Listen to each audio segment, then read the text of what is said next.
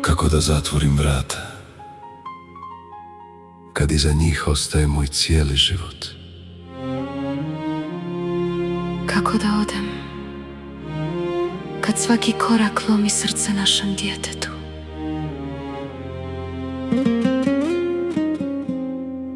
Ne nosim kofere, nosim uspomene. Svaki zid ove kuće zna koliko smo se voljeli. A danas ni s Bogom ne umijem izgovoriti, jer znam kad izađem više se ne vraćam kao otac koji dolazi kući. Ne bojim se samoće, bojim se pitanja: mama, zašto tata više ne spava ovdje? Kako da djetetu objasnim da ljubav nekada umre, a roditelji ostanu živi sa istom boli? Mi ćemo nekako preživjeti, ali ko će izliječiti dječje srce koje nije krivo ni za šta?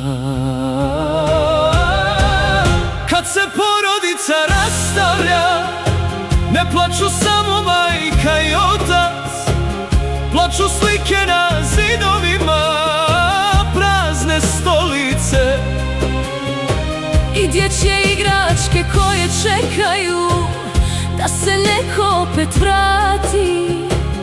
Kad se porodica rastavlja, jedno dijete preko noći odraste, prestane sanjati, prestane vjerovati i nauči da se osmijeh može glumiti. Jednog dana naše dijete će možda imati svoju porodicu i molim Boga da nikada ne osjeti ovu tišinu koja večeras ubija mene. Ako me nekad budeš sreo, nemoj spuštati pogled, jer ja te nikada nisam prestala poštovati.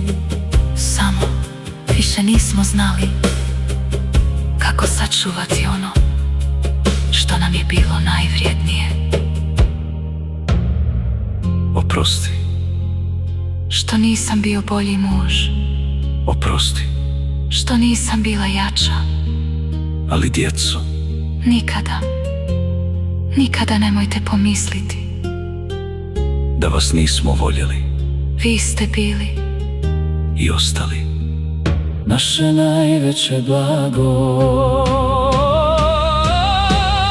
Kad se porodica rastavlja, ne umire ljubav prva, umire dom, umiru zajednički doručci, rođendani, nedjeljni ručkovi. i glas koji je govorio, Svi smo zajedno. a poslije ostane samo jedna prazna kuća, dvije slomljene duše, Jedno dijete koje svake noći potajno zamišlja da će se mama i tata jednog dana vratiti jedno drugome.